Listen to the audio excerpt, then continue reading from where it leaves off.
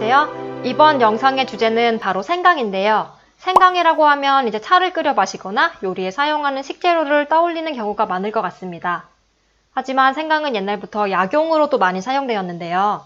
인도 전통 의학서인 아유르베다에서는 생강을 신이 내린 귀한 약재라고 불렀고 동의보감에서도 생강 효능에 대한 기록이 남아 있습니다. 옛날부터 다방면의 약재로 사용됐던 생강은 요즘에도 많은 관심을 받고 있는데요.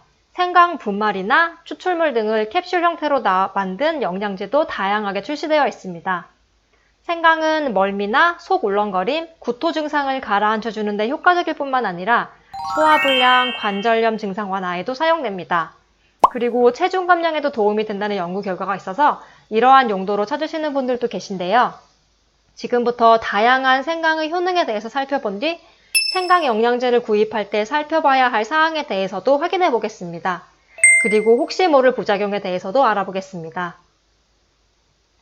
먼저 소화를 돕는 효능이 있는데요. 가슴이 답답하고 타는 듯한 느낌이 들거나 소화불량 증상 때문에 불편함을 겪고 있다면 도움을 받을 수 있습니다. 생강에 있는 진저롤이나 쇼가올 같은 성분은 위액 분비를 촉진해주는 것으로 알려져 있고요. 이 연구 결과에 따르면 4주간 매일 생강 뿌리 추출물 200mg씩 하루 2번 복용한 경우 80% 정도가 소화불량 증상이 호전되었다고 느꼈다고 하고요. 위약군에서는 20% 정도만 증상 호전을 느꼈다고 하니까 여기에 비하면 굉장히 높은 수치로 보고되었습니다. 또한 상복부 통증이나 복부 팽만감이나 메스꺼움, 속쓰림 같은 증상도 많이 줄어들었다고 합니다. 여기서 사용한 OLMP6은 생강 추출물을 뜻합니다. 생강은 생리통 완화에도 도움을 줄 수 있는데요. 생강은 예전부터 통증 완화 목적으로 사용되어서 천연 진통제라는 별명이 붙어 있기도 합니다.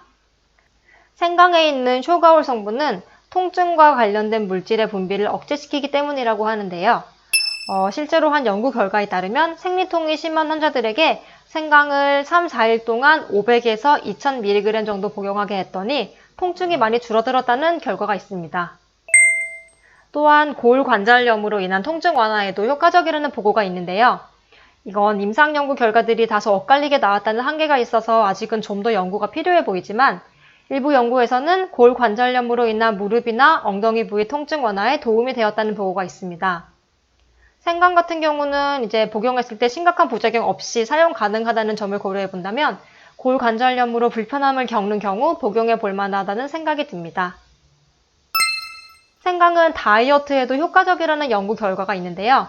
칼로리를 태우는 걸 촉진시켜주기 때문에 과체중이나 비만인 경우 도움을 받을 수 있다고 합니다. 일부 연구에 따르면 생강 보충제 복용 후 체중이 좀 감소했다고 하는데요. 이 자료는 이제 각종 연구 결과를 분석한 자료인데 생강 뿌리 가루 1에서 3g 정도를 6에서 12주 동안 복용한 결과 체중이 소폭 감소했다고 합니다.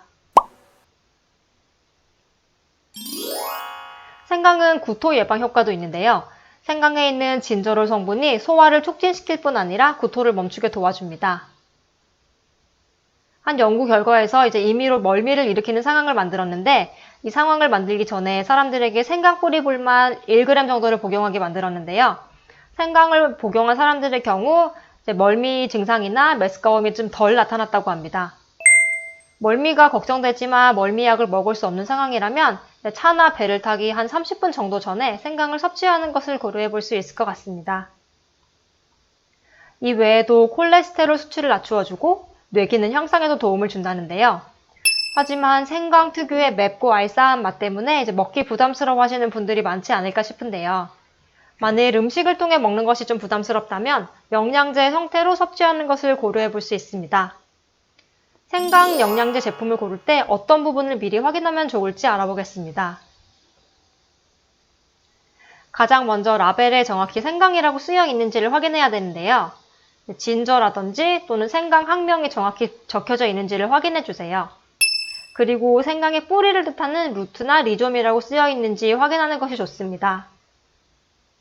생강 영양제 같은 경우는 분말이나 추출물 형태로 나와 있는데요.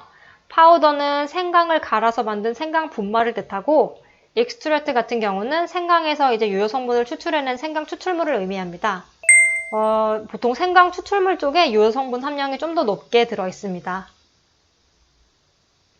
일부 제품에서는 라벨에서 이제 진저롤이나 쇼가올 같이 유효 성분에 대한 정보도 제공해주고 있는데요. 생강 뿌리 분말 1g당 진저롤이 최소 8mg 정도는 포함되어 있는 것이 좋습니다. 이게 생강 효능 대부분이 진저롤이나 쇼가올 같은 이런 유효 성분에서 유래하기 때문인데요. 이 물질들은 생강 특유의 알싸한 향을 내주는 성분임과 동시에 진저롤 같은 경우는 항암이나 소염, 항산화 이런 다양한 효과를 나타내는 것으로도 알려져 있습니다. 쇼가올도 생강의 유효 성분 중 하나인데요. 생강을 말리거나 약하게 가열했을 때 진저롤에서부터 수분이 빠져나와서 쇼가올로 바뀌게 됩니다. 진저롤보다도 좀 더 얼얼한 맛을 내는데요. 생강을 말리면 향이나 맛이 좀 더 강해지는 이유이기도 합니다. 쇼가올 역시 항암 효과나 소화작용 촉진, 구토 억제 작용을 하는 것으로 알려져 있습니다. 일반적으로 생강 복용하는 것은 안전하다고 알려져 있는데요. 사람에 따라서는 설사라든지 속쓰림 같은 부작용이 나타날 수 있습니다. 이런 속쓰림, 설사 같은 위장장애는 생강 특유의 맵고 쓴 이런 맛이 좀 위장에 자극적으로 작용하기 때문인데요. 연구에 따르면 단기간 동안 복용할 때는 하루 3g까지 복용하는 것은 이제 안전하다고 알려져 있긴 한데, 하지만 이게 장기 복용에 대한 안전성 연구는 아직 정확하게 알려진 바가 없기 때문에 오랜 기간 동안 생강을 많이 복용하는 거는 좀 주의하는 것이 좋다고 생각됩니다. 만일 항응고제나 항혈전제처럼 피를 묽게 만들어주는 약물을 복용 중이라면 생강 섭취에 좀 주의해야 되는데요. 생강이랑 이런 약물들을 병용할 경우에는 출혈 위험성이 증가하기 때문입니다. 생강도 피를 묽게 만들어주는 효과가 있기 때문에 그런 건데요. 그래서 수술이나 시술을 앞둔 경우에는 잠시 생강 복용을 중단하는 것이 좋습니다.